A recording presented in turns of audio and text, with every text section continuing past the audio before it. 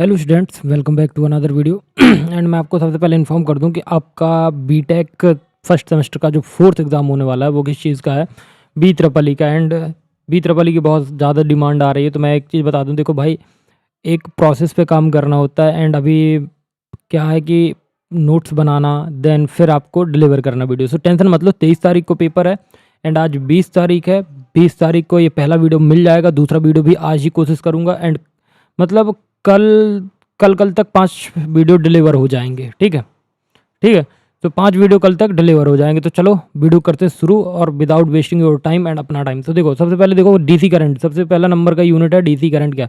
And 23 तारीख को paper है और एक मेरी तरफ से अनाउंसमेंट है। जैसा कि मैंने डेटा स्ट्रक्चर वालों को लास्ट मोमेंट पे 1 घंटे 40 मिनट 30 सेकंड कुछ का एक महा इम्पॉर्टेंट वीडियो बनाया था, तो वो आप लोगों के लिए भी आएगा 9 तारीख को। सॉरी, 9 तारीख को नहीं, 22 फेब को 22 फेब को 9:00 AM पे ये अनाउंसमेंट है, सबको बता देना। ठीक है। तो डीसी करंट क्या, डीसी करंट तो सभी जानते होंगे, डायरेक्ट करंट। ठीक है, डीसी सर्किट, सॉरी। ठीक है। तो सबसे पहले voltage and source, voltage and current source है हमारा टॉपिक। तो मैं तुमको तुम्हारा सिलेबस भी दिखा देता हूँ, अगर किसी के पास सिलेबस नहीं है तो भाई आप ये स्क्रीनशॉट ले लो। ये आपका यूनिट मतलब बी ट्रिपल का सिलेबस है आरजीबी के अकॉर्डिंग। तो भाई वीडियो पूरा देखना, आप लोगों की डिमांड पे वीडियो बना रहा हूँ।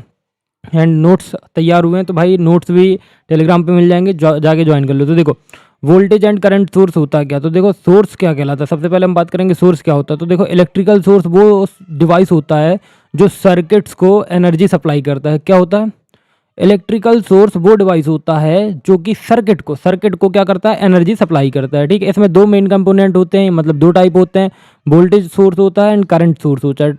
करंट सोर्स होता है, तो तुमको समझ में आया। अब देखो, वोल्टेज सोर्स क्या होता है। वोल्टेज सोर्स मतलब वोल्टेज सोर्स वो सोर्स होता है जो कांस्टेंट वोल्टेज प्रोवाइड करता है, चाहे लोड चाहे जितना हो। ठीक है। देखो, वोल्टेज सोर्स क्या होता है, वोल्टेज सोर्स वो होता है जो कांस्टेंट कांस्टेंट मतलब सपोज आप 5 की स्पीड पे चल रहे हो, तो आप कांस्टेंट 5 की स्पीड पे ही चलोगे, तो ये कांस्टेंट होता है। ठीक है, तो कांस्टेंट वोल्टेज प्रोवाइड करता है, चाहे आपका लोड चाहे उसमें चेंज हो ना हो, एक मतलब लोड आपका कैसा भी हो। ठीक है। अब देखो, इसके टाइप क्या होते हैं लोड के, वोल्टेज के। तो वोल्टेज के टाइप होते हैं, दो टाइप होते हैं, आइडियल वोल्टेज सोर्स और प्रैक्टिकल वोल्टेज सोर्स। तो देखो, आइडियल वोल्टेज सोर्स क्या होता है, आइडियल वोल्टेज सोर्स मतलब होता है वोल्टेज कांस्टेंट रहता है। क्या रहता है, कांस्टेंट रहता है। इंटरनल रेजिस्टेंस कितना होता है, 0 रहता है। प्रैक्टिकल पॉसिबल नहीं है, ये सिर्फ थ्योरी में बस पॉसिबल होता है ideal source, ideal voltage source. फिर आता है प्रैक्टिकली वोल्टेज सोर्स। तो इसमें क्या होता है, वोल्टेज अप्रॉक्स कांस्टेंट होता है, इंटरनल रेजिस्टेंस थोड़ा सा ज़्यादा होता है, इट मीन्स आर होता है। ठीक, और रियल लाइफ में यही यूज़ होता है। रियल लाइफ हमारा क्या यूज़ होता है, प्रैक्टिकल वोल्टेज सोर्स। सर्किट का रिलेशन देख लो, V is equals to source voltage minus load current into internal resistance, ये होता है इसका फॉर्मूला। ठीक है, सर्किट का रिलेशन है। ठीक है, एग्जाम्पल देख लो, ये बैटरी हो गया, डीसी पावर सप्लाई हो गया। एग्जाम पॉइंट ऑफ व्यू से आइडियल वोल्टेज सोर्स का इंटरनल रेजिस्टेंस कितना होता है, 0 होता है। तो ये तुम्हारा वोल्टेज, ये देखो, ये वोल्टेज हो गया, यहाँ पे पॉजिटिव चार्ज, यहाँ पे नेगेटिव चार्ज, तो ये तुम्हारा क्या हो गया, वोल्टेज का डायग्राम हो गया। ठीक, करंट सोर्स क्या होता है, करंट वो सोर्स होता है जहाँ पर कांस्टेंट करंट सप्लाई करता है, वोल्टेज लोड के अकॉर्डिंग चेंज होता है। देखो, जो हमारा वोल्टेज सोर्स था वो कांस्टेंट वोल्टेज सप्लाई करता है, फिर चाहे आपका लोड चेंज हो या ना हो। ठीक है, ये मतलब सेम हो, चेंज होता रहे हो ना हो, वो उसकी दिक्कत नहीं। बट यहाँ पे क्या होगा कि करंट सोर्स वो होता है जो कांस्टेंट करंट क्या करता है, सप्लाई करता है, वोल्टेज लोड के अकॉर्डिंग चेंज होता है। ठीक है, अब समझेंगे current, type of current sources. तो आइडियल करंट सोर्स, इसमें क्या होता है, करंट क्या रहती है, कांस्टेंट रहती है, internal resistance is equal to infinite रहती है, और थ्योरी के लिए ये एप्लीकेबल होता है। एंड प्रैक्टिकली करंट सोर्स क्या होता है, प्रैक्टिकल, तो इसमें करंट क्या रहता है, ऑलमोस्ट कांस्टेंट रहता है, इंटरनल रेजिस्टेंस थोड़ा सा ज़्यादा होती है, मतलब बहुत हाई होती है। तो आई कांस्टेंट जब R greater equal to load resistance. ठीक है, इसके एग्जांपल देखो, एग्जाम्पल क्या, ट्रांजिस्टर करंट सोर्स होता है, और करंट मिरर सर्किट्स। ठीक है, एग्जाम पॉइंट ऑफ व्यू से देख लो कि ये क्या है भाई, आइडियल आइडियल करंट सोर्स का इंटरनल रेजिस्टेंस इनफाइनाइट होता है। क्या होता है? इनफाइनाइट होता है। तो देखो ये तुम्हारा एसी करंट का डायग्राम है एंड ये तुम्हारा डीसी करंट का डायग्राम है, ठीक है। तो ये तुम डायग्राम देख सकते हो, ठीक। एंड अब इनके बीच में डिफरेंस देखो। तो पॉइंट मैंने लिया output, internal resistance, load change effect and practical example. So voltage source, तो वोल्टेज सोर्स में क्या होता है कि करंट वोल्टेज होता है, आउटपुट, ठीक है, कांस्टेंट वोल्टेज, इसमें क्या होता है कांस्टेंट करंट। इंटरनल रेजिस्टेंस क्या होता है? जीरो और लो भी हो सकता है, ये हाई और इनफाइनाइट होता है। Load change effect, current change होता है और इसमें वोल्टेज चेंज होता है। प्रैक्टिकल एग्जांपल बैटरी और ट्रांजिस्टर सर्किट। सो ये तुम्हारा पहला सोर्स का जो टॉपिक है वो खत्म होता है। अब आता है डिपेंडेंट एंड इंडिपेंडेंट सोर्स। तो सबसे पहले इंडिपेंडेंट सोर्स देखते हैं। तो इंडिपेंडेंट सोर्स क्या होता है? इंडिपेंडेंट सोर्स वो होता है जिसका वोल्टेज या सर्किट किसी और सर्किट वेरिएबल पर डिपेंड कर। देखो, जो हमारा इंडिपेंडेंट सोर्स होता है वो क्या होता है? इंडिपेंडेंट सोर्स वो होता है जिसका वोल्टेज हो या करंट हो किसी और सर्किट वेरिएबल पर डिपेंड नहीं करता है। मतलब आउटपुट इसका फिक्स होता है, चाहे सर्किट हो या सर्किट में हो या ना हो, ठीक है। इसके टाइप देखो, टाइप क्या होते हैं? सबसे पहले आता है independent voltage source. Voltage source, तो इसमें देखो वोल्टेज लग गया, तो इसमें क्या होगा? जो हमारा वोल्टेज होगा वो फिक्स्ड वोल्टेज देगा। इसमें लोड चेंज हो, वोल्टेज सेम रहेगा, ठीक है।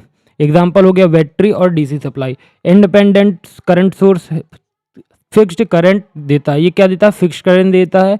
लोड चाहे हो, मतलब लोड चेंज हो या करंट हमारा सेम रहे, ये क्या देगा? फिक्स्ड अमाउंट ऑफ करंट देता ही देगा। ऐसा ही इंडिपेंडेंट वोल्टेज सोर्स में फिक्स्ड अमाउंट ऑफ वोल्टेज मिलेगा आपको, चाहे लोड चेंज हो या ना हो, वोल्टेज आपका सेम रहे, ठीक है। इंपॉर्टेंट पॉइंट्स है कुछ कि सर्कल क्या होगा? सिंबल होगा, और सिंबल क्या होगा? सर्कल होगा। वैल्यू कांस्टेंट होती है। सर्किट्स के किसी और पार्ट से कंट्रोल नहीं होता है, ठीक है। एग्जाम लाइन के लिए एक डेफिनेशन है कि इंडिपेंडेंट सोर्स का आउटपुट सर्किट वेरिएबल से इंडिपेंडेंट होता है, ठीक। अब देखो डिपेंडेंट, इसको कंट्रोल सोर्स भी बोला जाता है। जो हमारा डिपेंडेंट सोर्स है इसको क्या बोला जाता है? कंट्रोल सोर्स भी बोला जाता है। तो डिपेंडेंट सोर्स क्या होता है? डिपेंडेंट सोर्स वो होता है जिसका वोल्टेज या करंट किसी और वोल्टेज या करंट पर डिपेंड करता है सर्किट के अंदर, बट इंडिपेंडेंट में डिपेंड नहीं करता है। इसमें डिपेंड करता है। देखो, जो हमारा डिपेंडेंट सोर्स है डिपेंडेंट सोर्स वो होता है जिसका कोई वोल्टेज हो या करंट हो किसी और वोल्टेज या करंट पर क्या करेगा? डिपेंड करेगा किसके अंदर? सर्किट के अंदर। बट इसके जस्ट अपोजिट इंडिपेंडेंट में वो नहीं करता डिपेंड, ठीक है, डिपेंड नहीं करता है। ये मोस्टली इलेक्ट्रॉनिक्स और एम्पलीफायर सर्किट में यूज़ किया जाता है। इसका सिंबल होता है डायमंड शेप होता है, ठीक है। तो डायमंड शेप होता है। इसके टाइप क्या होता है डिपेंडेंट सोर्स के? ये बहुत ज़्यादा इंपॉर्टेंट है। तो VCVS, इट मीन्स VCVS, तो इसका मतलब वोल्टेज कंट्रोल वोल्टेज सोर्स। तो आउटपुट वोल्टेज किसी और वोल्टेज का, ठीक है। V is equal to mu VX, ठीक है। डायरेक्टली प्रोपोर्शनल बोल सकते हो उसको, ठीक है। Output voltage direct proportional to किसी और का वोल्टेज। So V is equal to mu UX।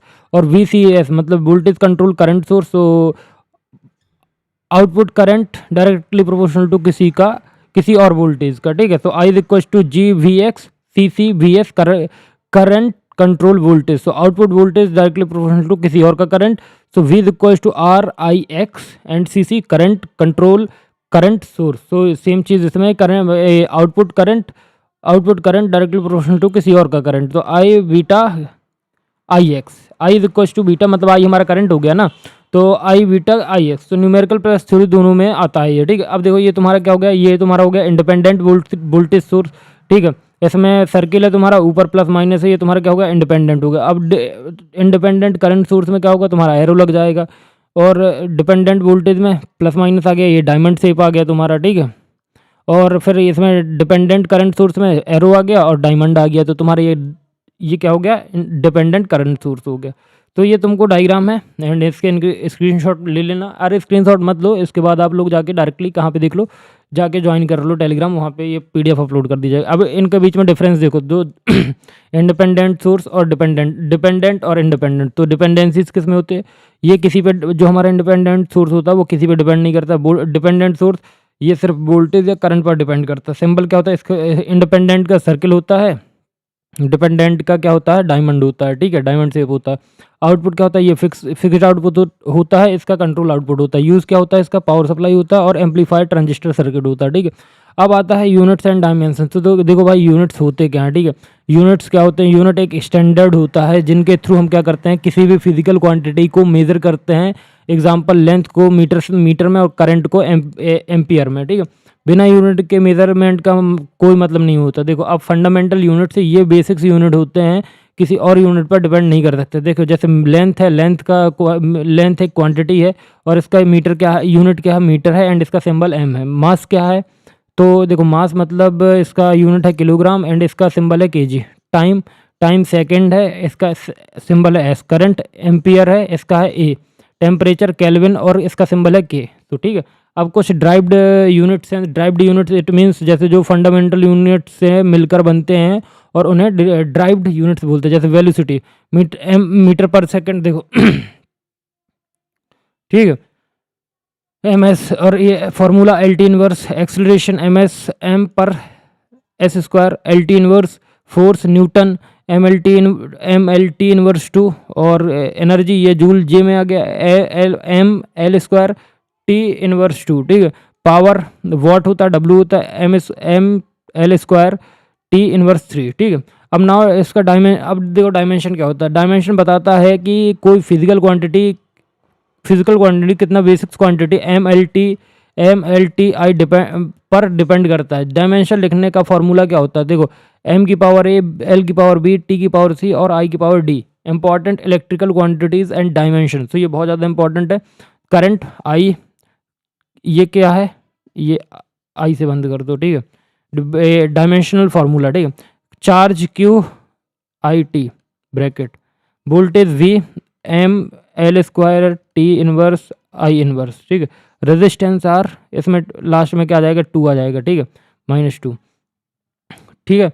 Power P M L square T inverse 3। Energy M L square T inverse 2, ठीक है। तो ये होता है।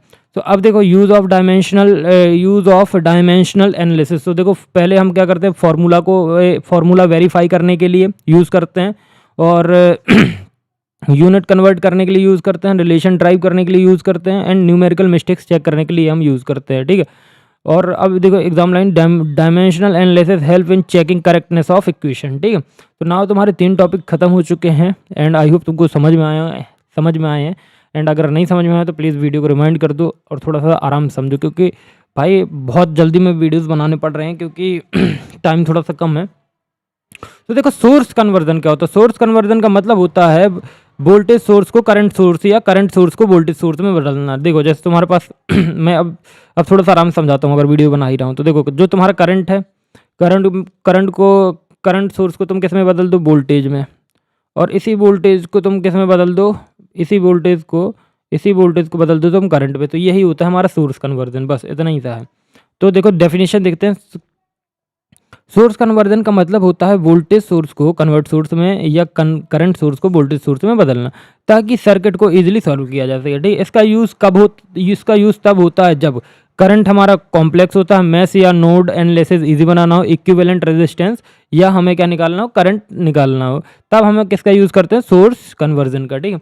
अब देखो अब हम समझ रहे हैं, सबसे पहले हम समझ रहे हैं वोल्टेज सोर्स से करंट सोर्स में कन्वर्जन, ठीक है। तो देखो अगर एक वोल्टेज सोर्स भी सीरीज में रेजिस्टेंस आर के साथ दिया है, देखो सीरीज में अगर जुड़ा है, सीरीज तो समझते ही होगे, ठीक है। तो मान लो कि यहाँ पे तुम्हारा एक वोल्टेज है और एक यहाँ पे तुम्हारा रेजिस्टेंस है, ठीक है। तो अगर एक वोल्टेज भी, ठीक है, सीरीज में रेजिस्टेंस के साथ दिया है तो उसे हम कन्वर्ट मतलब आई पैरेलल में सेम में क्या होना चाहिए, रेजिस्टेंस के साथ कन्वर्ट कर सकते हैं। फॉर्मूला क्या होता है, देखो करंट सोर्स वाले का फॉर्मूला होता है I equal to V upon R, voltage upon resistance, ठीक है। यहाँ पर रेजिस्टेंस सेम रहेगी, बस पैरेलल में आ जाती है। तो देखो पैरेलल में आ जाता है, ठीक है। वोल्टेज सोर्स सीरीज आर किस में कन्वर्ट हो जाता है, करंट सोर्स पैरेलल आर में, ठीक है। अब देखो करंट सोर्स टू वोल्टेज, तो इसमें क्या होता है कि अगर हमारे पास क्या है, सबसे पहले तो हमें ये देखना है कि हमारे पास है क्या, ठीक। तो देखो सुनो, तो अगर एक करंट सोर्स आई पैरेलल में रेजिस्टेंस आर के साथ दिया हो तो हम उसे voltage source V series same resistance के साथ कन्वर्ट करते हैं। वहाँ पे किस में करते थे? पैरेलल में। तो देखो बट यहाँ पे करंट हमारा पैरेलल में है और वोल्टेज सोर्स हमारा किस में आएगा? सीरीज में। बट वहाँ पे हमारा जो करंट था, करंट सोर्स वहाँ पे सीरीज में था, करंट वोल्टेज सोर्स हमारा सीरीज में था और यहाँ पैरेलल में है। ठीक है, तो यहाँ देखो ये वोल्टेज, इसका फॉर्मूला देखो, वोल्टेज का फॉर्मूला क्या होगा? देखो मैं तुमको एक ट्रिक बताता हूँ फॉर्मूला कैसे बदलते हैं। देखो ऊपर वाले का जब हम वोल्टेज सोर्स से करंट सोर्स में बदल रहे थे तो मतलब करंट सोर्स वाले का फॉर्मूला क्या था? Current is equal to voltage upon R. अब हमें वोल्टेज का फॉर्मूला चाहिए, पहले मैं इसको एडजस्ट से लिख लेता हूँ। तो देखो अब मैं आर को इंटू कर दूँ करंट के साथ, तो I R is equal to V हो जाएगा, मतलब V is equal to I R हो गया। ये हमारा किसका हो गया जाएगा? वोल्टेज सोर्स वाले का फॉर्मूला हो जाएगा। ठीक है, आई होप तुमको समझ में आया। ठीक है, ठीक इतना हो गया। इसमें रेजिस्टेंस क्या रहती है? सेम रहती है, बस सीरीज में आ जाएगी। ठीक है, उसमें पैरेलल में आ जाती थी। करंट सोर्स पैरेलल आर किस में चेंज हो गया? वोल्टेज सोर्स सीरीज आर में। इसमें आप कुछ इंपॉर्टेंट पॉइंट्स हैं एंड इसके बाद न्यूमेरिकल है। देखो source conversion of linear circuits में वैलिड नहीं होता है। जो हमारा सोर्स कन्वर्जन है वो लीनियर सर्किट्स में क्या नहीं होता? वैलिड नहीं होता। रेजिस्टेंस की वैल्यू कभी चेंज नहीं होती। कन्वर्जन के बाद टर्मिनल जो देखो कन्वर्जन के बाद जो हमारे टर्मिनल के बिहेवियर रहते हैं वो कैसे रहते हैं? सेम रहते हैं। डायग्राम बनाना कंपलसरी है एंड इससे मार्क्स मिलते हैं। अब देखो एक क्वेश्चन है तुम्हारे पास कि हमारा जो जो न्यूमेरिकल नंबर 1 है आरजीबी टाइप है एंड इसमें डायग्राम पता नहीं कहाँ चला गया, बट कोई नहीं, विदाउट डायग्राम आप समझ जाओगे। देखो यहाँ पे एक 10 वोल्टेज का सोर्स है सीरीज में। देखो 10 वोल्टेज का सोर्स है, वोल्टेज का सोर्स है सीरीज में, और हमारे पास विथ आ 5 ओम रेजिस्टेंस। तो हमें कितना? 5 ओम रेजिस्टेंस एंड फाइंड करना, convert to in equivalent source. तो भाई देखो ये तो बहुत ईजी है। तो हमारे पास गिवन क्या है? गिवन है हमारे पास V is equal to 10 volt है और हमारे पास रेजिस्टेंस कितना? 5 ओम है। अब हमें क्या निकालना है? इसने करंट निकालने को बोल दिया हमको। ठीक है, तो करंट निकालने का फॉर्मूला क्या होता है? I is equal to V upon R. तो वी कितना है हमारा? 10 अपॉन 5। तो हमारा करंट कितना आ जाएगा? 2 एम्पियर आ जाएगा। ठीक है, तो करंट सोर्स वैल्यू फाइंड की हमने, तो हमारा इक्विवेलेंट करंट सोर्स कितना है? 2 एम्पियर आया और रेजिस्टेंस कितना है? कितना आएगा? 5 ओम आ जाएगा पैरेलल पे। ठीक है, तो ये हमारा पहला क्वेश्चन था। ठीक है, एंड नाउ एक हमारा थोड़ा सा मतलब अब हमें देखो हमें वहाँ पे करंट फाइंड करना था, यहाँ पे हम वोल्टेज फाइंड करना है। तो सबसे पहले तुम क्वेश्चन देखो कि तुम्हारे पास एक करंट है। तो करंट कितना है? करंट है 4 ampere current and source in parallel. Resistance हमारा कितना है? आर हमारा है 10 ohm. Convert to in equivalent voltage source find करना है। इसमें वोल्टेज सोर्स फाइंड करेंगे तो V is equal to I into R. तो वोल्टेज सोर्स कितना आ जाएगा हमारा? 40 आ जाएगा, क्योंकि 4 इंटू 10 करेंगे तो 40 वोल्ट। और इसका रेजिस्टेंस कितना आएगा? रेजिस्टेंस आ जाएगा 10 ओम सीरीज में। ठीक है, तो ऐसे इसको सॉल्व करते हैं। ठीक, अब हम आगे बढ़ते हैं। हमारा क्या है? हमारा है ओम्स लॉ। ओम्स लॉ तो ओम्स भाई को तो सब जानते हैं, ओम्स लॉ को। ठीक है, तो ओम लॉ क्या कहता है? ओम्स लॉ क्या कहता है? ओम्स लॉ के अकॉर्डिंग जब टेम्परेचर क्या हो? कांस्टेंट हो। क्या हो? टेम्परेचर कांस्टेंट हो, तभी कंडक्टर में करंट डायरेक्टली प्रोपोर्शनल होता है अप्लाइड वोल्टेज के। देखो अभी तुमको समझ में नहीं आया। देखो जब हमारा टेम्परेचर, देखो ओम्स लॉ के अकॉर्डिंग जो हमारे ओम्स भाई थे उनने क्या बताया था कि जो हमारा टेम्परेचर होता है, जब हमारा टेम्परेचर कांस्टेंट समझते हो ना? ठीक है, तब हम किसी कंडक्टर में करंट आई, मतलब करंट को, तब हम किसी कंडक्टर में करंट को क्या बोलेंगे? डायरेक्टली प्रोपोर्शनल टू बोलेंगे। प्रोपोर्शनल होता है अप्लाइड वोल्टेज के। ठीक है, तो करंट हमारा किसके डायरेक्टली प्रोपोर्शनल टू होता है? अप्लाइड वोल्टेज के। और इसमें इन्वर्सली प्रोपोर्शनल होता है रेजिस्टेंस के। देखो दो चीज़ें ध्यान रखना तुम कि जो हमारा आई है वो किसके डायरेक्टली प्रोपोर्शनल होता है? डायरेक्टली, देखो यार डायरेक्टली प्रोपोर्शनल का साइन कुछ, डायरेक्टली प्रोपोर्शनल का साइन ऐसा होता है। ठीक, डायरेक्टली प्रोपोर्शनल टू V है और इन्वर्सली प्रोपोर्शनल टू होता है किसके? इन्वर्सली प्रोपोर्शनल होता है किसके? रेजिस्टेंस के। ठीक है, एक स्टेटमेंट देखो, a constant temperature the current following through the conductor is directly proportional to the potential difference across. ठीक है, तो आई होप तुमको समझ में आ गया होगा। तो देखो अब मैथमेटिकल फॉर्म समझ लो। तो ये V directly proportional to I है। प्रोपोर्शनलिटी हटेगा तो हमारे पास इज इक्वल टू में I के साथ R आ जाएगा, मतलब I और R। ठीक है, यहाँ से 3 इंपॉर्टेंट फॉर्मूले मिलते हैं। तो देखो वोल्टेज इज इक्वल टू तुम IR, मतलब voltage is equal to current into resistance. तो अब फिर तुमको current equal to voltage upon R और R is equal to V upon I। तो ये 3 फॉर्मूले याद कर लेना, बहुत काम आएंगे। देखो वोल्ट का जो यूनिट होता है वो वोल्टेज का यूनिट वोल्ट होता है, करंट का यूनिट एम्पियर होता है और रेजिस्टेंस का यूनिट ओम होता है। वोल्टेज का सिंबल वी होता है, करंट का सिंबल आई होता है और रेजिस्टेंस का सिंबल आर होता है। आई होप इतना क्लियर है। ओके, अब वैलिडिटी कहाँ तक होती है ओम्स लॉ की, कि कहाँ कहाँ वैलिड होगा, कैसे पता चलेगा कि तुम्हें ओम्स लॉ वैलिड है नहीं है। तो इसके लिए मैंने कुछ पॉइंट्स लिखे हैं एंड यही सब पॉइंट्स फाइंड करने में मेरे को टाइम लगता है, इसलिए भाइयों और बहनों थोड़ा सा वीडियो लेट आया, थोड़ा सा पेशेंस रखा करो, मैं भी समझ रहे हो। तो ओम्स लॉ का तब वैलिड होता, कब वैलिड होता, जब आपका पहली चीज़, पहला पॉइंट, टेम्परेचर क्या हो, कांस्टेंट हो, फिजिकल कंडीशंस आप मतलब फिजिकल कंडीशन सेम हो और मटेरियल ओमिक कंडक्टर हो, जैसे कॉपर हो या एल्यूमिनियम हो। अगर ये तीन चीज़ें फॉलो करता है तब तो आपका ओम्स लॉ वैलिड है। अदरवाइज डायोड्स है, ट्रांजिस्टर है, फ्लिपमेंट लैंप है, मतलब टेम्परेचर चेंज होता है, तो भाई इन तीन केसेस के अलावा आपका जो क्या होगा ओम्स लॉ होगा वो वैलिड नहीं होगा। ये तीन में वैलिड नहीं होता है आपका ओम्स लॉ। ठीक है, आई होप तुमको इतना समझ में आ गया। ठीक है, अब देखो ओम्स लॉ के कुछ डायग्राम देख लो। तो यहाँ पे एक ये ट्राइंगल बोल सकते हो एंड यहाँ इसको तीन सेपरेट पार्ट में बांटा गया। तो ऊपर हमारा वोल्टेज भाई है, नीचे हमारा करंटेज भाई है, समझ रहे हो, तो करंट भाई है और नीचे यहाँ पे रेजिस्टेंस भाई है। तो V equal to I R हो जाएगा। तो अब देखो यहाँ पे क्या होगा, व्हाट इज ओम्स लॉ। ठीक है, तो देखो यहाँ पे ओमिक डिवाइस ग्राफ बताते हैं। तो देखो तुम्हारा ये है, नीचे यहाँ पे तुम्हारा देखो एक ये है, ये तुमने कांस्टेंट गए, एक तो अभी सही नहीं बना, सीधा हो जा भाई, लाइन क्यों नहीं सीधी हो, सीधी हो, सीधी हो, देखो क्या बन रही है। हम्म, हाँ तो देखो ये तुम्हारा क्या होगा, ये तुम्हारा वैल्यू वोल्टेज होगा, ये तुम्हारा आई होगा और ये क्या होगा आर, क्या होगा आर इज कांस्टेंट, क्योंकि तुम्हारी कांस्टेंट लाइन। अब देखो सेम है नॉन ओमिक डिवाइसेस के लिए, क्या होगा तुम्हारा ये ऐसा चला जाएगा, मतलब कांस्टेंट जो तुम्हारा रेजिस्टेंस है वो क्या नहीं होगा, कांस्टेंट नहीं होगा। ठीक है, बाकी इतना समझ में आ गया होगा। अब देखो न्यूमेरिकल करते हैं, इसके छोटे छोटे से न्यूमेरिकल करेंगे एंड बाकी टेंशन मत लो, अच्छा ही पेपर जाएगा। देखो अब तुम्हारा आरजीपीवी टाइप से क्वेश्चन है, तुम्हारे पास क्या है, सबसे पहले तो हमारे पास एक रजिस्टर है जो कि कितना है 10 ओम है। ठीक है भाई, ये कनेक्टेड है 20 वोल्ट सप्लाई से। ठीक है, इस connected across a 20 volt supply, तो हमारा वोल्टेज कितना है 20 वोल्ट है। And find the current, find the following through the register. तो देखो हमें फाइंड करना है, क्या फाइंड करना है, करंट फाइंड करना है, फाइंड द करंट फ्लोइंग।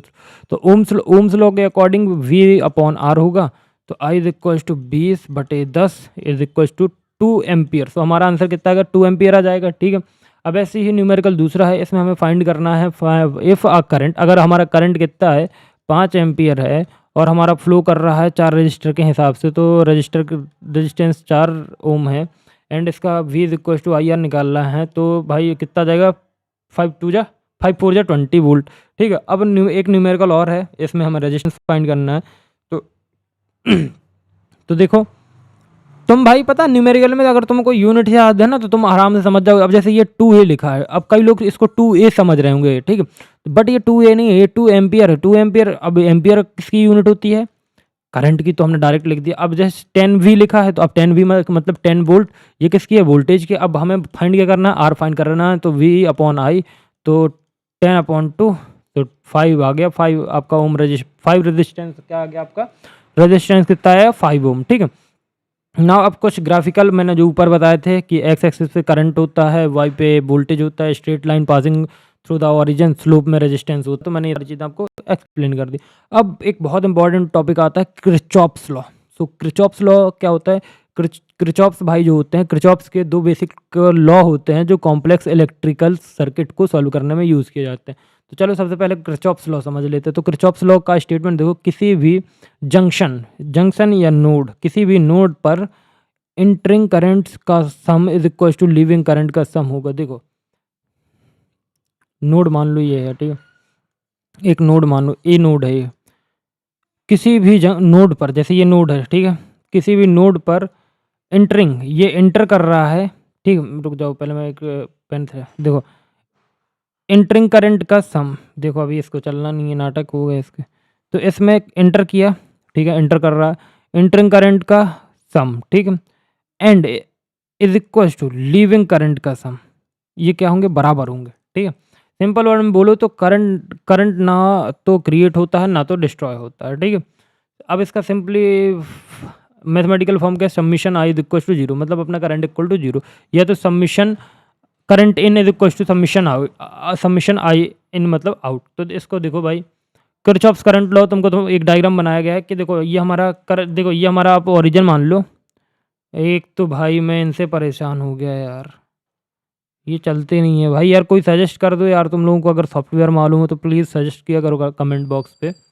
अब देखो ये हमारे करंट I1, अब देखो I1 plus I2 plus I3, हमारे ये करंट कहाँ जा रहे हैं, ओरिजिन की तरफ जा रहे हैं, मतलब इन इज इक्वल्स टू, अब बाहर कौन कौन जा रहा है, I6 I5 I4, तो ये क्या होंगे, is equals to I4 plus I5 plus I6। तो ये हो गया हमारा किरचॉफ्स का करंट लॉ, ठीक है। अब इसका एक न्यूमेरिकल देखते हैं भाई, हमारे पास एक जंक्शन में 6 एम्पियर और 4 एम्पियर करंट एंटर हुआ, ठीक है भाई, मान लिया। If the current of 5A leaves the node and find the current of outgoing, तो इंटरिंग करंट देखो कितना, पहले इंटरिंग करंट कितना हो गया हमारे पास 10 ओम है, बिकॉज इंटरिंग करंट सीधा बता रहा है 10 ओम, ठीक। सो देखो इंटरिंग करंट कितना हो गया, entering current 6 plus 4 is equal to 10 ampere. अब लीविंग करंट में क्या है, तो देखो लीविंग करंट में हमारे पास सिर्फ एक ही वैल्यू दी गई है, so 5 plus I is equal to 10 कर देंगे, क्योंकि left is equal to right होता है, मतलब in current is equal to out current, so 5, तो I is equals to 5A हो जाएगा, क्या हो जाएगा, 5A करंट हो जाएगा, ठीक है, क्योंकि 5 माइनस हो जाएगा तो हमारा आई बराबर कितना आ जाएगा 5 एम्पियर। तो अदर आउट गोइंग करंट कितना होगा 5, तो नीचे अगर 5 है, अगर कोई एक वैल्यू मिसिंग है तो तुम इस फॉर्मूले से निकाल सकते हो, ठीक है। अब देखो अब आता है किरचॉफ्स वोल्टेज लॉ, तो किरचॉफ्स भाई का दूसरा है वोल्टेज के लिए, तो इसमें क्या होता है, किसी भी क्लोज लूप में, ठीक है, ऑल वोल्टेज का एल्जेब्रिक सम क्या होगा, 0 होगा। मैं तुमको पहले डायग्राम दिखा दूं, नहीं तो तुम बोलोगे, देखो ये क्लोज लूप, ठीक है। अब मैं तुमको समझाता हूँ, ये हमारा क्लोज लूप है, ठीक है, ये डायरेक्शन है। किसी भी क्लोज लूप में जो वोल्टेज होंगे, ऑल वोल्टेज मतलब सभी जितने भी वोल्टेज होंगे उस लूप में, सभी का सम कितना होगा, 0 होगा। Total weight total voltage size is equal, total voltage rise is equal to total voltage drop. इसका अब समझो mathematical form, summation V is equal टू, मतलब समीशन V मतलब समीशन वोल्टेज ऑलवेज 0 होगा। साइन कन्वेंशन क्या होगा, देखो बहुत ज़्यादा इंपॉर्टेंट, बैटरी का पॉजिटिव टर्मिनल से नेगेटिव जाओ, बैटरी के पॉजिटिव से किस में जाओ, नेगेटिव में जाओ, तो वोल्टेज ड्रॉप होता है, ठीक है। बैटरी का नेगेटिव से पॉजिटिव जाओगे तो वोल्टेज राइट होगा, तो देखो यहाँ से पॉजिटिव जाओगे तो क्या होगा, राइट होगा, राइज मतलब बढ़ेगा। रजिस्टर में करंट का डायरेक्शन, रजिस्टर में करंट के डायरेक्शन पे जाओ तो वोल्टेज क्या होगा, ड्रॉप होगा, -IR, ठीक है।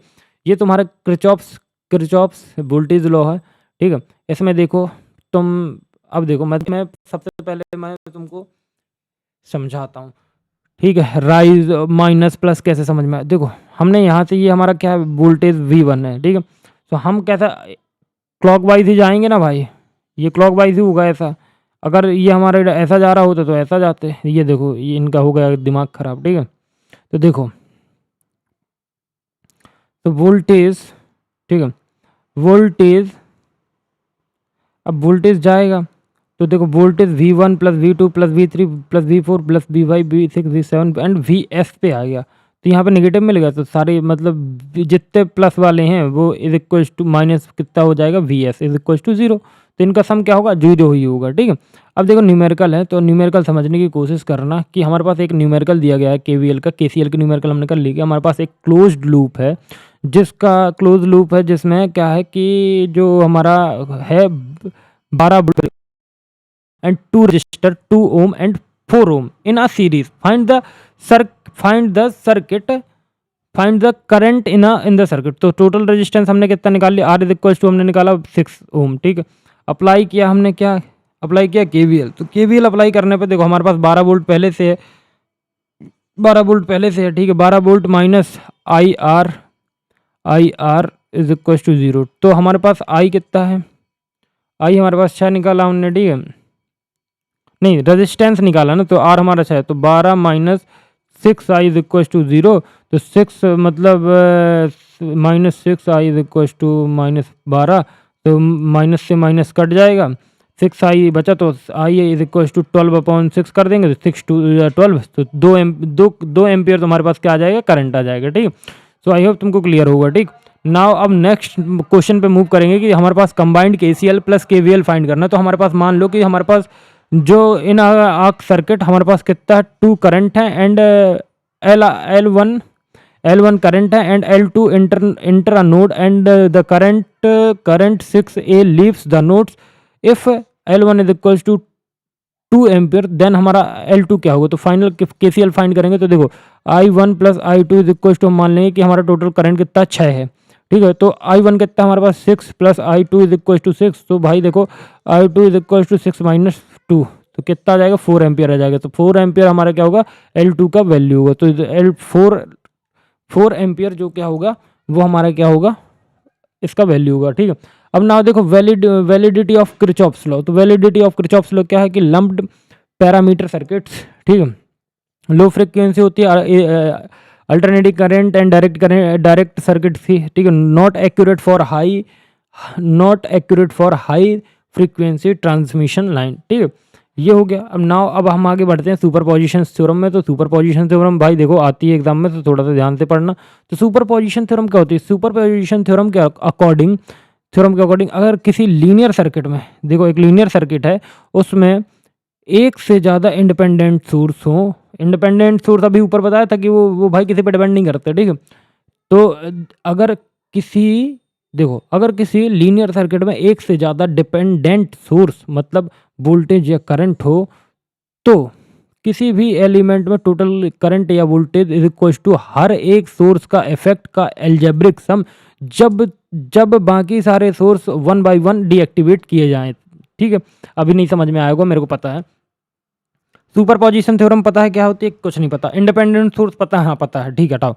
सुनो, तो देखो सुपरपोजिशन थ्योरम के अकॉर्डिंग क्या होता है कि अगर हमारे पास एक मान लो किसी लीनियर सर्किट में क्या है, एक से ज़्यादा, मतलब एक से दूसरा भी इंडिपेंडेंट सोर्स कनेक्ट है, मतलब वोल्टेज हो या सोर्स हो, वोल्टेज हो या तो करंट हो, तो हम किसी भी एलिमेंट में टोटल करंट या वोल्टेज, मतलब किसी भी एलिमेंट में, जैसे किसी भी मतलब जैसे दो हैं तो किसी भी में मान लो, तो किसी में भी एलिमेंट में टोटल करंट या वोल्टेज इक्वल टू क्या होगा, हर एक सोर्स का इफेक्टिव का एल्जेब्रिक सम, मतलब सम होगा उनके अलावा हर एक सोर्स का। ठीक है, अब देखो सोर्स डीएक्टिवेशन रूल क्या होता है, जब एक सोर्स का इफेक्ट निकालते तो मतलब voltage source equal to short circuit V is equal to 0 हो जाएगा, current source is equal to open circuit I is equal to 0 हो जाएगा। डिपेंडेंट सोर्स कभी भी डीएक्टिवेट नहीं होते, ऑलवेज। देखो डिपेंडेंट सोर्स जो होंगे वो कभी डीएक्टिवेट नहीं होते, लेकिन ठीक है,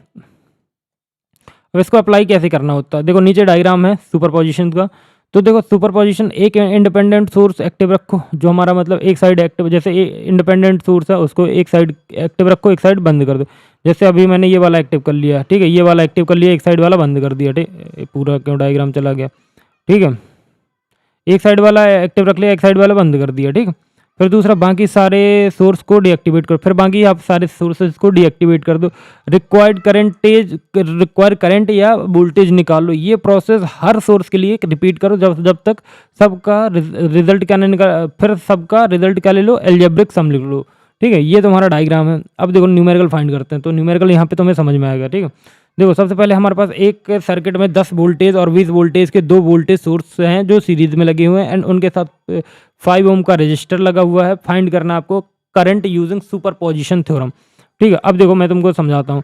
तो सबसे पहले हमारे पास क्या है, 20 वोल्टेज को सॉल्व करो। तो 20 वोल्टेज को कैसे सॉल्व करेंगे, तो देखो टोटल रेजिस्टेंस कितना हमारे पास 5 है, तो हम I1 is equal to voltage upon resistance कर सकते हैं, तो 10/2 इज इक्वल टू करेंगे, तो 10/5 इज इक्वल टू करेंगे तो हमारे पास I1 कितना आएगा, करंट 1 आ जाएगा हमारे पास 2 एम्पियर। ठीक है, फिर इसके बाद हम सिर्फ V सोर्स को क्या करेंगे, सिर्फ 20V एक्टिव करो। ठीक है, 20V पर शॉर्ट करेंगे तो इसमें कितना आ जाएगा, 4 एम्पियर का हमारा करंट आ जाएगा I2।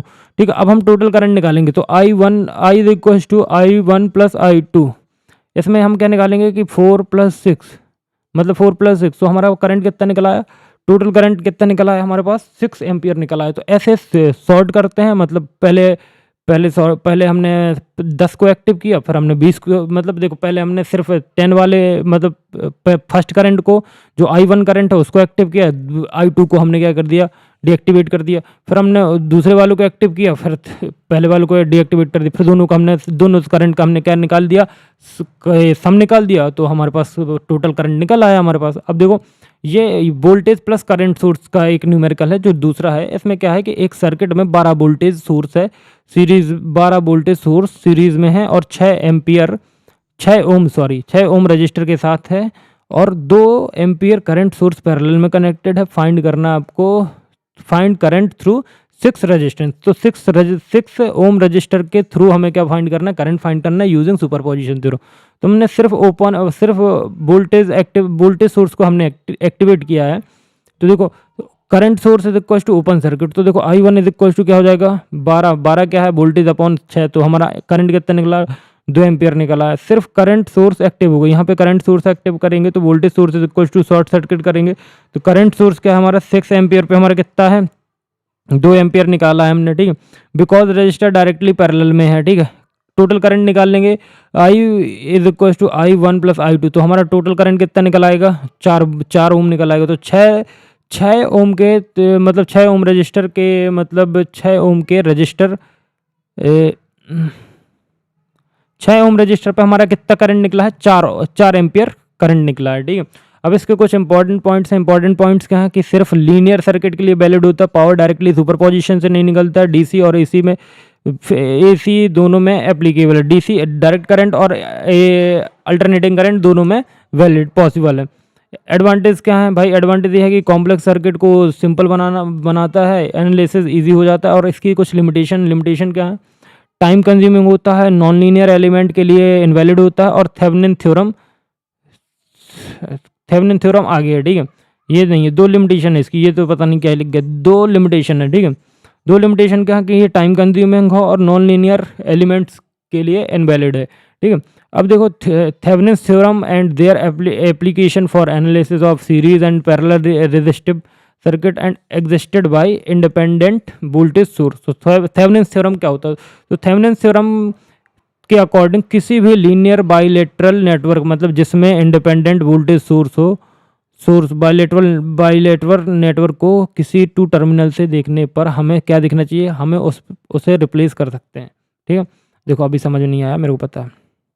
देखो मान लो हमारे पास क्या है कि किसी भी लीनियर बाइलेटरल नेटवर्क को किसी 2 टर्मिनल से हम देखने पर हम उसे क्या कर सकते हैं, रिप्लेस कर सकते हैं। जैसे हमारे पास एक सिंगल वोल्टेज सोर्स है, VTH बोला जाता है, ठीक है, VTH, एंड एक हमारे पास सिंगल इक्विवेलेंट रेजिस्टेंस है जो RTH होता है, जो लोड के लिए सेम इफेक्ट प्रोड्यूस करते हैं। क्या प्रोड्यूस करते हैं, सेम इफेक्ट प्रोड्यूस करते हैं। अब देखो सिंपल लैंग्वेज में समझो कि अगर कॉम्प्लेक्स सर्किट है तो एक बैटरी है और एक रेजिस्टेंस, बात खत्म, ठीक है। जैसे हमारे पास ये एक बैटरी है, तो एक बैटरी में क्या होगा, एक रेजिस्टेंस होगा और एक हमारा क्या होगा, एक बैटरी होगी, ठीक है। अब देखो थेवेनिन थ्योरम इक्विवेलेंट, तो देखो VTH क्या होता है, मतलब Thevenin voltage, open circuit voltage across the load terminal, ठीक है। जो यहाँ पे VTH यूज़ किया जाता है थेवेनिन थ्योरम में, वो क्या होता है, ओपन सर्किट वोल्टेज होता है किसके, अक्रॉस द लोड टर्मिनल्स, ठीक है। और जो हमारा RTH मतलब समझते हो ना, लोड, RTH मतलब थेवेनिन्स रेजिस्टेंस, ये क्या होता है, लोड हटाकर सब इंडिपेंडेंट देखो इसमें क्या होता है, जो RTH होता है, देखो VTH समझ में आया, open circuit voltage across the load terminal, ठीक है। और R टर्म मतलब थेवेनिन्स रेजिस्टेंस, इसमें क्या होता है, लोड को हटा दिया जाता है, सब इंडिपेंडेंट वोल्टेज सोर्स शॉर्ट करके जो रेजिस्टेंस को दिखे, ठीक। अब देखो थेवेनिन थ्योरम, तो देखो ये भाई हमारा एक नॉर्मल सा सर्किट है एंड हमने इसको किस में कन्वर्ट कर दिया, थेवेनिन थ्योरम में। तो देखो थेवेनिन थ्योरम में हमने कैसे कन्वर्ट किया, ये VTH आ गया, ये RTH आ गया एंड ये लोड आ गया, तो ये थेवेनिन थ्योरम में कन्वर्ट हो गया, ठीक। अब देखो अब इसके कैसे अप्लाई हुए, तो सबसे पहला स्टेप है कि रजिस्टर को लोड रजिस्टर, सबसे देखो इसके वर्किंग स्टेप्स बता रहा हूँ, न्यूमेरिकल भी सॉल्व कराऊंगा। तो जो हमारा थेवेनिन वाला वर्किंग है वो कैसे काम करता है, लोड रजिस्टर को रिमूव करो, ठीक है। सबसे पहले हमें क्या करना, लोड रजिस्टर को रिमूव कर देना। स्टेप दूसरा, लोड के टर्मिनल्स पर ओपन सर्किट या वोल्टेज सर्किट निकालो, मतलब ये ओपन सर्किट या ओपन सर्किट वोल्टेज निकालो मतलब VTH निकालो। ठीक, देखो पहला आराम से समझो कि लोड, पहला स्टेप क्या है, लोड रजिस्टर को रिमूव कर दो। दूसरा है लोड के टर्मिनल पर ओपन सर्किट वोल्टेज निकालो मतलब VTH निकालो। तीसरे में सब इंडिपेंडेंट वोल्टेज सोर्स को शॉर्ट सर्किट करो, फिर टर्मिनल से जो रेजिस्टेंस दिखो उनको निकालो मतलब RTH निकालो। पहले स्टेप में क्या करो, पहले स्टेप में तुम भाई सिर्फ लोड रजिस्टर को रिमूव करो, दूसरे में तुम VTH निकालो, तीसरे में तुम RTH निकालो। देन चौथे में थेवेनिन इक्विवेलेंट सर्किट बनाओ VTH सीरीज RTH सीरीज के साथ। ठीक है, फिर पांचवें में क्या करो, लोड को वापस कनेक्ट करो और रिक्वायर्ड करंट और वोल्टेज निकाल लो। ये है इसका इतना स्टेप है। अब इसके एप्लीकेशन देखो, एप्लीकेशन क्या है सीरीज के, एप्लीकेशन मतलब एप्लीकेशन मैंने कहीं नीचे लिख दिए का, एप्लीकेशन पैरेलल, हाँ न्यूमेरिकल है भाई, तो न्यूमेरिकल देखना है। ठीक, सो देखो अब हमें न्यूमेरिकल देखने, तुम समझ लो कि हमारे पास क्या है कि एक सर्किट है, सर्किट में 20 वोल्ट का करंट सोर्स है सीरीज में और 4 ओम और 6 ओम रजिस्टर के साथ कनेक्टेड है। 6 ओम रजिस्टर के थ्रू हमें करंट फाइंड करना है यूजिंग थेवेनिन्स थ्योरम। देखो सबसे पहले हमारे पास क्या है, हमने क्या किया, लोड को रिमूव किया। ठीक है, तो 6 ओम को हमने लोड मान के हटा दो, मतलब इसको क्या मान लो, लोड मान लो और इसको रिमूव कर दो। फिर फाइंड करना है VTH। तो ओपन सर्किट कंडीशन में सिर्फ 4 ओम रहेगा बिकॉज हम 6 को हटा चुके हैं। ठीक है, तो लेकिन करंट का करंट फ्लो नहीं होगा। तो वोल्टेज अक्रॉस टर्मिनल क्या है, 20 वोल्टेज दिया गया है हमको। ठीक है, 20 वोल्टेज दिया गया तो VTH कितना निकल के आ जाएगा, 20 वोल्ट आ जाएगा। ठीक है, अब हम फाइंड करना RTH। तो देखो वोल्टेज सोर्स शॉर्ट करते हैं। अब इसमें क्या करेंगे, वोल्टेज सोर्स को शॉर्ट करेंगे। ठीक है, तो हमें हमें सिर्फ 4 ओम रजिस्टर, 4 ओम दिखेगा क्या। ठीक है, तो हमारा जो RTH होगा रेजिस्टेंस, तो ये क्या होगा, 4 ओम होगा। ठीक है, अब थेवेनिन सर्किट प्लस लोड कर देंगे, नाउ टोटल रेजिस्टेंस, तो R is equal to RTH plus RL। तो हमारे पास कितना आ जाएगा, 4 + 6, तो हमारे पास 10 ओम क्या आ जाएगा हमारा न्यू रेजिस्टेंस, मतलब टोटल रेजिस्टेंस आ जाएगा। अब करंट थ्रू लोड निकालना, तो देखो करंट निकालना, तो करंट का फॉर्मूला क्या होता है, VTH/R। तो देखो 20/V की वैल्यू, वोल्टेज हमारा 20 है, हमारा जो नया R टोटल रेजिस्टेंस हमने निकाला वो कितना निकाला है, 10 निकाला है। तो 20 डिवाइडेड बाई 10 करेंगे तो 2 आ जाएगा। तो हमारा करंट थ्रू 6 रजिस्टर कितना आ गया, 2 एम्पियर आ गया। ठीक है, अब आता है application in parallel resistive current. तो ये देखो पैरेलल के लिए है, पैरेलल सर्किट के लिए। तो मान लो हमारे पास सबसे पहले वोल्टेज दिया गया है 12 वोल्ट है, एंड 4 ओम और 6 ओम रजिस्टर पैरेलल में कनेक्टेड है। फाइंड करना हमको, क्या फाइंड करना, find current through the 6 ohm resistor using Thevenin's theorem. तो सबसे पहले सेम हम 6 को हटा देंगे। पैरेलल सर्किट में ओपन टर्मिनल पर क्या हो जाएगा, वोल्टेज हो जाएगा, वोल्टेज क्या रहेगा, सेम रहेगा। तो हम क्या है, हमारा वोल्टेज क्या है, VTH कितना होगा भाई, VTH हमारा 10-12 ही रहेगा। ठीक है, अब हमें फाइंड करना है RTH। तो वोल्टेज सोर्स शॉर्ट करेंगे, तो वोल्टेज सोर्स को शॉर्ट करेंगे मतलब 12 को हमने क्या कर दिया, शॉर्ट कर दिया। तो हमारे पास कितना बचेगा, 6 को हटा चुके हैं, 4 ओम दिखेगा। तो हमारा जो RTH होगा वो 4 ओम होगा। फिर हम लोड को कनेक्ट कर देंगे। तो लोड को कैसे कनेक्ट करेंगे, जैसे हमने ऊपर कनेक्ट किया था ना, कि तो R is equal to RTH plus RL is equal to 4 + 6। तो ये कितना हो जाएगा, 10 ओम हो जाएगा। एंड करंट थ्रू लोड निकाल लेंगे, तो I is equal to VTH/R is equal to क्या होगा, VTH की वैल्यू कितनी है, 12 है और R की वैल्यू 10 है। तो हमारे पास कितना आएगा, 1.2 एम्पियर करंट आ जाएगा। ठीक है, करंट थ्रू 6 रजिस्टर, करंट कितना निकला हमारा, 6 ओम के लिए कितना है, 6 ओम पे हमारा कितना करंट है, 1.2 एम्पियर। ठीक है, नाउ अब हम आगे बढ़ते हैं। एंड भाई बहुत मेहनत लग रही है, सो प्लीज़ थोड़ा सा वीडियो को लाइक कर देना, सब्सक्राइब कर देना। अब देखो अब आता है इंपॉर्टेंट अजम्पशंस एंड कंडीशन। तो देखो सर्किट लीनियर होना चाहिए आपका भाई, सिर्फ इंडिपेंडेंट वोल्टेज सोर्स। ठीक है, एंड नाउ DC एनालिसिस के लिए बेस्ट सूटेड होता है। ठीक है, एडवांटेज देख लो, load and circuit current easily calculate होता है, मैक्सिमम पावर ट्रांसफर के लिए बढ़िया थ्योरम होती है या बेस थ्योरम होती है। लिमिटेशन क्या है, ये नॉन लीनियर सर्किट के लिए वैलिड नहीं होता है और time consuming for very large network. ठीक है, ये क्या होता है, टाइम कंज्यूमिंग होता है किसके लिए, वेरी लार्ज नेटवर्क के लिए। अब देखो आता है power and energy in such circuits. तो देखो तुमको पावर एंड एनर्जी, देखो इलेक्ट्रिकल पावर पहले समझो क्या होता है। इलेक्ट्रिकल पावर वो रेट, देखो इलेक्ट्रिकल पावर वो रेट है जिसमें इलेक्ट्रिकल एनर्जी कंज्यूम या डिलीवर होती है, ठीक है। क्या है, या तो हमारी क्या होगी, कंज्यूम होगी, या तो हमारे डिलीवरी होगा। तो देखो P is equal to power is equal to voltage और करंट। तो यहाँ पर यूनिट क्या होगा, वॉट, किससे डिनोट होता है, W से। देखो पावर का इंपॉर्टेंट फॉर्म, तो पावर के इंपॉर्टेंट फॉर्म है ओम्स लॉ पे। देखो using I V is equal to I R. तो यहाँ पे पावर में क्या कर दिया जाएगा, आई स्क्वायर आर कर दिया जाए, मतलब करंट का स्क्वायर और रेजिस्टेंस, ठीक। Using I is equal to V R, तो यहाँ पे power is equal to voltage का स्क्वायर अपॉन आर कर दिया जाएगा, ठीक है। तो प्लीज़ अच्छे से कर लेना। ये पावर इन सर्किट है। तो देखो ये हमारे पास डायग्राम बना है।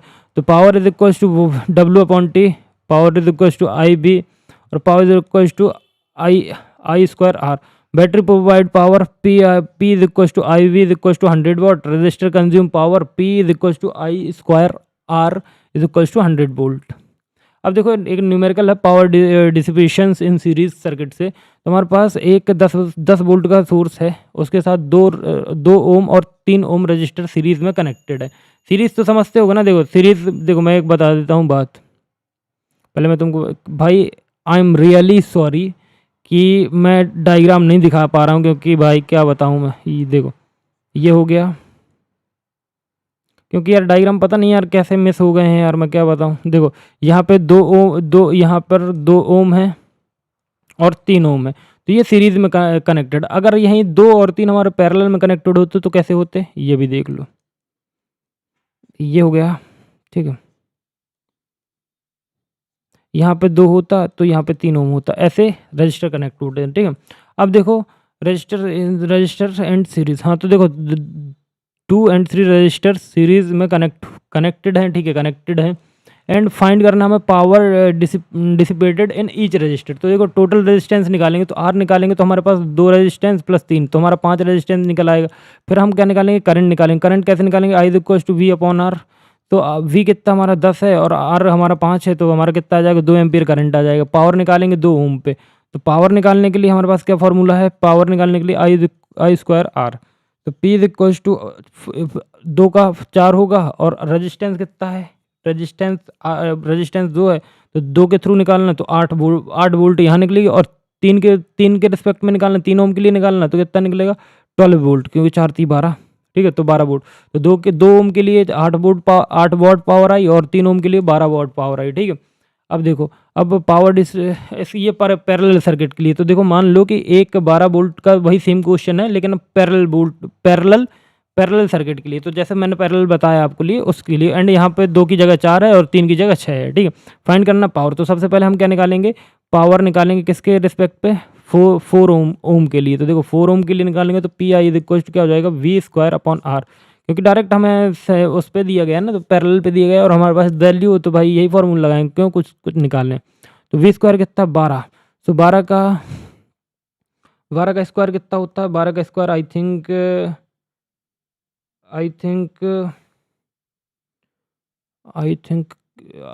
12 144 अपॉन 4। तो इसको डिवाइड करोगे तो 36 टाइम्स जाएगा, तो 36 वाट पावर निकलेगा 4 ओम के लिए। और 6 ओम के लिए पावर कितना निकला है, 24, क्योंकि 144 डिवाइडेड बाई करोगे 6 से तो 24 टाइम्स जाएगा।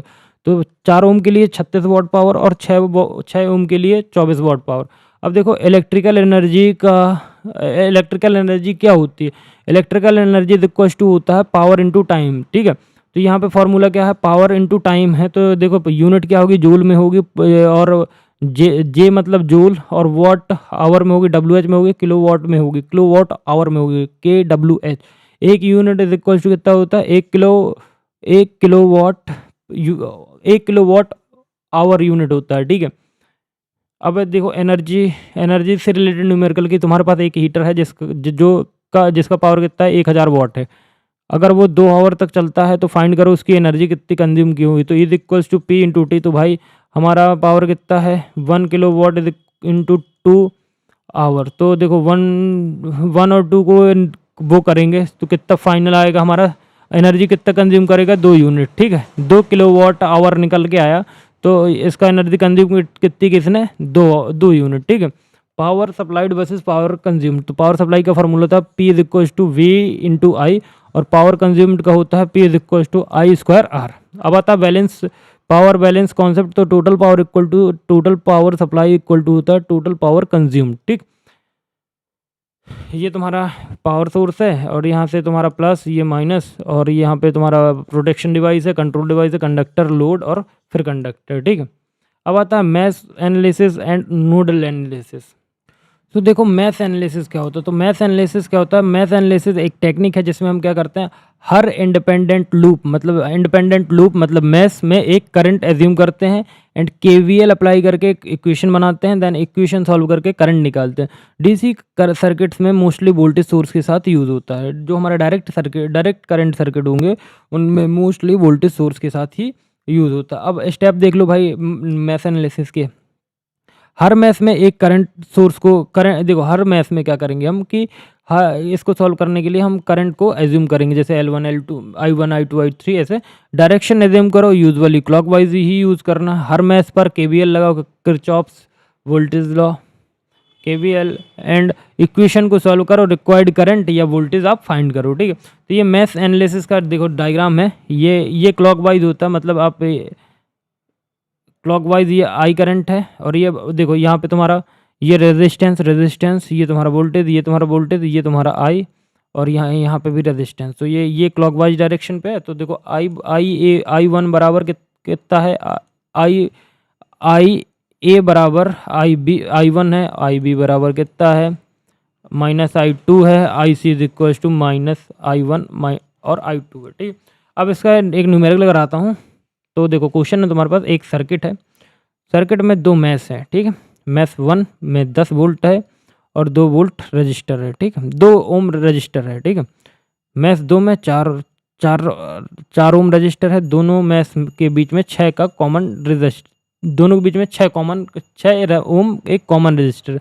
फाइंड करना तुमको mesh current L1 and L2। तो देखो सबसे पहले I1 and I2 clockwise find करना।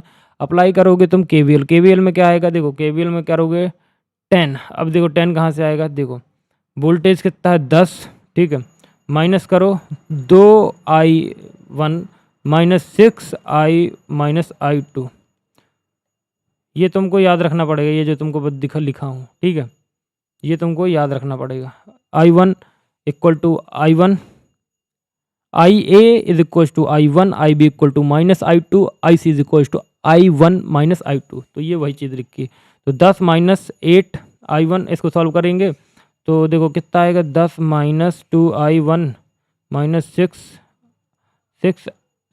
I1 +6I2 is equal to 0। तो 10 -8I1 +6 I2 is equal to 0। ठीक है, मैश 2 में करोगे तो सेम इसका करोगे, तो ये तुम्हारी इक्वेशन बनेगी। एक इक्वेशन ये हो गई, एक इक्वेशन नीचे हो गई। ठीक है, अब इन इक्वेशन को सॉल्व करोगे फ्रॉम इक्वेशन सेकंड। जो हमारी इक्वेशन सेकंड है अभी उसका पूरा नहीं हुआ, तो ये देखो ये इक्वेशन जो सेकंड है, तो इससे क्या करोगे। अब देखो इससे हम क्या कर सकते हैं, देखो मैं तुमको यहाँ पे सॉल्व करके दिखाता हूँ।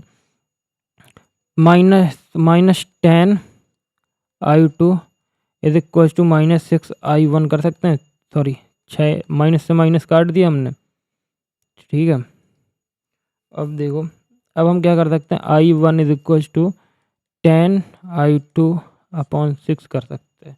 तो ये कहाँ से आ गया, यहाँ से आ गया। अब फ्रॉम पुट कर दो, इसमें I2 की वैल्यू पुट कर दो। ठीक है, तो I2 की मतलब I1 पुट कर दो किस में, 8 में। ठीक है, तो पहले इक्वेशन लिख देते हैं, क्या है 10 -6 I1, 10 -6 8I1 + 6I2 is equal to 0। तो देखो यहाँ पे I1 की वैल्यू हमने 10/6 I2 पुट की। ठीक है, तो इसको सॉल्व करेंगे, 80 आया इंटू हो गया। ठीक है, अब देखो ये कैसे सॉल्व होगा। अब मान लो कि हमारे पास I1 भाई पहले तो एक तो एलसीएम लेके भी कर सकते हो। ठीक है, एलसीएम नहीं लेना है तो इसको तुम सॉल्व कर सकते हो with the help of calculator. तो तुम्हारा I2 कितना आएगा, 1 एम्पियर आएगा, और I1 कितना आएगा, 1.67 एम्पियर आएगा। तो तुम्हारा ये आंसर। अब इसके एडवांटेज क्या है, तो देखो इसमें क्या है, वोल्टेज सोर्स सर्किट के लिए बेस्ट होता है, डायरेक्ट लूप करंट मिलते हैं, डायरेक्टेड लूप करंट्स मिलते हैं, और सिस्टमेटिक मेथड होता है। अब देखो नोडल नोडल एनालिसिस समझ लो। तो नोडल वोल्टेज एनालिसिस में क्या होता है कि नोडल एनालिसिस एक नोड को रेफरेंस मतलब ग्राउंड मान लेता है, बाकी नोड्स के वोल्टेज को क्या करता है, एज्यूम करते हैं एंड केसीएल अप्लाई करते हैं। उसमें मैथ में क्या अप्लाई करते हैं, केवीएल अप्लाई करते हैं, इसमें केसीएल अप्लाई करते हैं। ठीक है, तो देखो करंट सोर्स वाले सर्किट के लिए बेस्ट होता है। तो देखो अब समझो इसको कि ये क्या है कि स्टेप फॉर नोडल एनालिसिस। तो रेफरेंस नोड को चूज करते हैं, जैसे V0 हो गया, और बाकी नोड्स को वोल्टेज बाकी जो नोड्स होते हैं उनके वोल्टेज को एज्यूम करते हैं V1 V2 V3। हर नोड पर केसीएल लगाते हैं एंड इक्वेशन को क्या करते हैं, सॉल्व करते हैं। रिक्वायर्ड करंट या वोल्टेज फाइंड करना होता है। तो देखो जैसे ये नोडल एनालिसिस है, यहाँ पे हमारा रेजिस्टेंस है, यहाँ पे रेजिस्टेंस है, यहाँ पे करंट है, यहाँ पे वोल्टेज है, यहाँ पे भी वोल्टेज है। ठीक है, तो अभी हमको सॉल्व करना है। रेफरेंस नोड क्या है, हमारा बॉटम नोड जो ऑलरेडी 0V ग्राउंड दिया हुआ है। ये हमारे ग्राउंड नोड है जो हमें ऑलरेडी क्या दिया गया है, 0V दिया गया है। सिर्फ ये एक अननोन नोड है VAV ये। ठीक है, VAV। ठीक है, तो नोन नोड क्या होंगे, तो लेफ्ट नोड पे हमारा क्या है, लेफ्ट नोड पे हमारा 3 वोल्टेज है, 3 वोल्टेज। राइट नोड पे हमारा क्या है, 2 वोल्टेज है। ठीक है, अब देखो अब यहाँ पे केसीएल फाइंड करना, केसीएल नोड 8 VA। तो VA नोड पे हमें क्या फाइंड करना है, केसीएल ये वाली पे। ठीक है, तो अब देखना, तो नोड से रूल क्या है, नोड से निकालने वाले करंट का एल्जेब्रिक सम कितना होता है, 0 होता है। तीन ब्रांचेस हैं, तो दो के लेफ्ट साइड वाले 2 ओम के लिए निकालेंगे। ठीक है, ये 2 ओम रजिस्टर दिखा ना, ये जो 2 ओम आपको रजिस्टर दिख रहा है, इसके लिए निकालेंगे। तो देखो, तो I इज इक्वल टू क्या होगा, VA-3/2। ठीक है, तो VA-3/2 होगा। राइट वाले के लिए 4 ओम के लिए निकालेंगे, तो I2 is equal to 4A-2/4 होगा। Current through 1 ampere downward to the ground, तो I3 is equal to VA-0/I। तो क्या निकल के आएगा, वोल्टेज A निकल के आएगा। तो अब केसीएल इक्वेशन लिखना है, तो केसीएल इक्वेशन हमने तीनों को कंबाइन कर दिया। देखो तीनों कंबाइन कर देना, VA-3/2 plus VA-2/4 plus VA is equal to 4। LCM लेंगे तो 4 से मल्टीप्लाई करते हैं। ठीक है, तो एलसीएम कितना आएगा, 4 आएगा। ठीक है, तो 4, रुक जाओ मैं एलसीएम लेगा, 4 ही आएगा एलसीएम। ठीक है, तो यहाँ पे 2 टाइम्स जाएगा, तो 2VA-3 प्लस VA-2, यहाँ पे क्या आएगा, 4A2 आएगा। ठीक है, ये क्वेश्चन बनी। हमने इसका इंटू V का इंटू 2 का इंटू किया, तो 2VA-6 plus VA-2 plus 4AB। तो देखो 4 और 6 हो गए, 6 और 1 7, तो 7VA निकल आया, और माइनस माइनस प्लस हो गए, तो 7VA-8 इक्वल टू 0। तो VA कितना आया, 8/7 आ गया। इसका मतलब 1.14 अप्रॉक्सीमेटली हमारा वोल्टेज निकल आया। ठीक है, अब आगे बढ़ते हैं। तो इसमें अब क्या फाइंड करना है, इसमें करंट फाइंड करना है 2 रजिस्टर के लिए। तो I is equal to 3 minus VA की वैल्यू कितनी है, 114/2। तो कितना करंट निकला, 0.93 एम्पियर। 4 के लिए हमारा 0.214 एम्पियर निकला। वन रजिस्टर के लिए 1.143 एम्पियर निकला। तो फाइनल आंसर हमारा क्या है, नोड हमारा वोल्टेज कितना निकला, VA हमारा निकला 1.143 वोल्टेज। करंट I कितना निकला, 0.93 A। I2 कितना निकला, 0.214 एम्पियर, और I3 कितना निकला, 1.143 एम्पियर। केसीएल चेक करेंगे, ये वेरीफाइड है। अब देखो, अब नोडल और इसमें देखो तुम डिफरेंस समझो, मैथ्स और नोडल में डिफरेंस समझो। तो देखो जो मैथ्स होता है, मैथ्स एनालिसिस और नोडल एनालिसिस, तो मैथ्स भी करंट होता है, इसमें नोड वोल्टेज होता है। ठीक है, ये बेस्ट फॉर वोल्टेज सोर्स और ये बेस्ट होता है करंट सोर्स के लिए। ठीक है, ये लूप ज़्यादा होने से टफ होता है, इसमें नोड्स कम होने से इजी होता है। ठीक है, अब तुम्हारा एक टॉपिक और बचा हुआ है, जो कि स्टार डेल्टा, अरे बहुत ज़्यादा जूम कर दे, तो star delta transformation and circuit. फिर उसके बाद हम यूनिट नंबर 2 देखेंगे। एंड अब एक टॉपिक बचा हुआ है, तो इसको कंप्लीट करते हैं। एंड अगर अभी तक वीडियोस पे रुके हुए हो तो please hit the like button, please subscribe, क्योंकि 1 घंटे से पढ़ाई जा रहा हूँ एंड आप लोगों के कमेंट्स के डिमांड पे मैं भी ये वीडियो बना रहा हूँ। ठीक है, स्टार, वाई एंड डेल्टा। ठीक है भाई, ये 2 टर्म तुम वाई देखो, एक वाई और डेल्टा, ये दोनों टर्म तुम ध्यान रखना। तो स्टार क्या होता है, वाई। 3 रजिस्टर एक कॉमन पॉइंट पर न्यूट्रली मिलते हैं। ठीक है, ये एक पॉइंट हो गया और ये न्यूट्रल पॉइंट पे मिल गए। ठीक है, रेजिस्टेंस R1 R2 R3, ठीक है।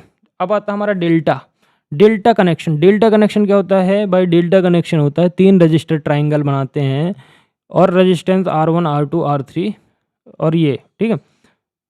अब देखो, अब हमें क्या पढ़ना है, कन्वर्जन। देखो तो डेल्टा से स्टार तक, ठीक है, ठीक है।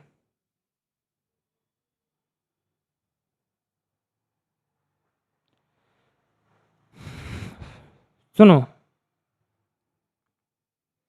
जो हमारा डेल्टा है, डेल्टा मतलब डेल्टा से स्टार कन्वर्जन, ठीक है, डेल्टा से स्टार कन्वर्जन, ठीक है।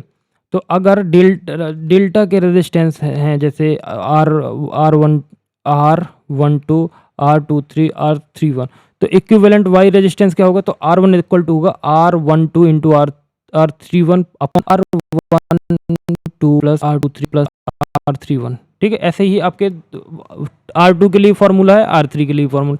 रूल याद रखो, एडजेसेंट रेजिस्टेंस का product upon sum of all delta resistance, ठीक है। तो अब देखो, एक ये भाई तुम्हारा डेल्टा है, डेल्टा से हमने किस में कन्वर्ट कर दिया यार?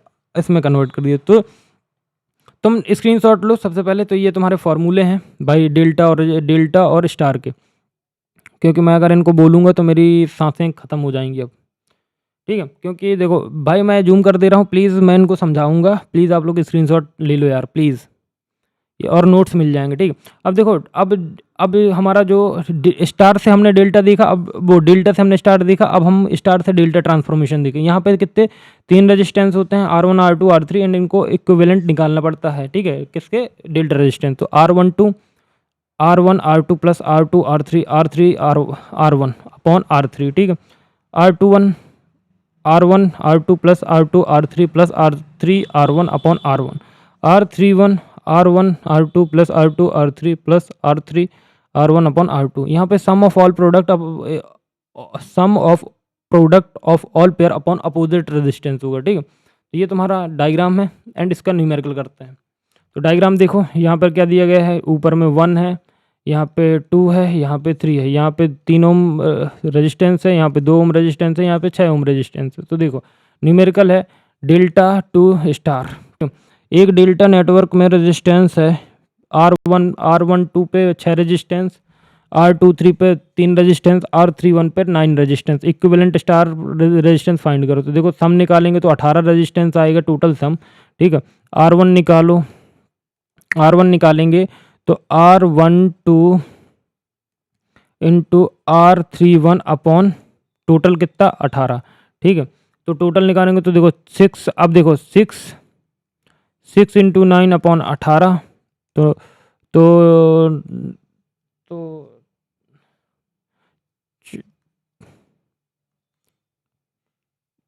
तो 3 एम्पियर आ जाएगा, ठीक है। ऐसे ही R2 के लिए कितना आएगा? 1 ओम और R3 के लिए 1.5 ओम। तो स्टार रेजिस्टेंस के आंसर क्या है? 3 ओम, 1 ओम एंड 1.5 ओम। तो देखो फॉर्मूला तुम अपने हिसाब से लिख सकते हो। 6 कितना है? 6 इक्वल टू में R12 इंटू 3 का वैल्यू कितना है? 2 3 अपॉन 18 मतलब टोटल सम, ठीक है। तो ये है, ऐसे निकाल सकते हो, ठीक है। नाउ अब आगे बढ़ते हैं। तो देखो न्यूमेरिकल एक और है आपके सामने। तो देखो ये हमारा है स्टार से डेल्टा के लिए। तो देखो यहाँ पे क्या है कि हमारे पास स्टार कनेक्टेड रेजिस्टेंस है R1 R2 R3। R1 हमारा 2 ओम है, R2 हमारा 4 ओम है और R3 हमारा 6 ओम है। तो इनको कन्वर्ट करना है डेल्टा में। तो देखो सम ऑफ ऑल प्रोडक्ट क्या होगा? 2 इंटू 4, ठीक है, मतलब R1 into R2 plus R2 into R3 plus R3 into R1, मतलब R1 कितना है? 2 ओम है, ठीक है, 2 ओम। तो अब देखो इसका कितना निकालेंगे? 4 दूनी 8 प्लस 6 चौको 24, 12 8 20, 44 निकला, ठीक है। 44 निकलने के बाद क्या करोगे तुम? 44 निकलने के बाद अब तुमको निकालना R12 कैसे निकालोगे? R12 निकालने के लिए क्या करोगे? 44 अपॉन R1। तो 44 अपॉन R1 मतलब R1 कितना, वो सॉरी R3 हमारा कितना है? 6। तो R3 मतलब 6। तो यहाँ पे कितना आएगा? 7.33 ओम आएगा। फिर R23 निकालोगे तो 44 अपॉन R1, तो R1 लिखोगे तो 22 आएगा। And R31 44 upon 4 11 ampere. 11 ampere नहीं 11 ओम, ठीक है। तो डेल्टा रेजिस्टेंस क्या आएगा 7.33 ओम, 22 ओम और 11 ओम। अब आता है एप्लीकेशन ऑफ सर्किट। एप्लीकेशन क्या कि ये कब से यूज़ हो रहा है, मतलब सर्किट सीरीज पैरेलल में सिंप्लीफाई ना हो, 3 टर्मिनल रजिस्टिव नेटवर्क हो और ब्रिज या सर्किट हो, तब ये यूज़ होता है। देखो सर्किट सीरीज पैरेलल में सिंप्लीफाई ना हो तब यूज़ करेंगे, 3 टर्मिनल सेंसिटिव नेटवर्क में हो तब यूज़ करते हैं, ब्रिज टाइप सर्किट हो तब यूज़ करेंगे। प्रोसीजर क्या होता है, डेल्टा या स्टार या डेल्टा पर पार्ट आइडेंटिफाई करो, ट्रांसफॉर्म करो, स्टार टू डेल्टा या डेल्टा टू स्टार, सर्किट को सिंप्लीफाई करो, ओम्स लॉ KCL KVL से सॉल्व करो। And thank you. ये यूनिट यहीं पे ख़त्म होता है। अब नेक्स्ट यूनिट हम देखेंगे यूनिट नंबर 2 का पार्ट नंबर 1, जो फर्स्ट फेज़ AC सर्किट्स है। तो प्लीज़ इस वीडियो को भाई ज़्यादा से ज़्यादा लाइक करना, ज़्यादा से ज़्यादा सब्सक्राइब करना। एंड मैं एक चीज़ बता दूं, आप लोगों की डिमांड पे ये वीडियोस डाला हूं मैं, बिकॉज क्या है ना कि मतलब एक तो बॉडी बहुत थक जाती है, बट आप लोगों के प्यार और सपोर्ट ने मेरे को मजबूत किया कि भाई वीडियो डालनी चाहिए। दैट्स वाई ये वीडियो मैं आप लोगों के समक्ष लेके आया हूँ। तो प्लीज़ जितना हो सके वो इस वीडियो में प्यार देना एंड मेरे को मोटिवेट करना कि भाई मैं आपका प्यार देख के और मोटिवेशन देख के मेरे को दूसरा वीडियोस बनाना पड़े। एंड वीडियो कंटिन्यू आएगा, बट आप लोग प्यार बस बनाए रखना कि मैं डिमोटिवेट बस ना हो, पॉइंट, ठीक है। बाकी all the best and please आप लोग अच्छे से पढ़ें। बाकी वीडियो अच्छा लगा हो तो please do like, subscribe and share. बाकी यार 10,000 करा दो ना जल्दी से। तो थैंक यू गाइज़।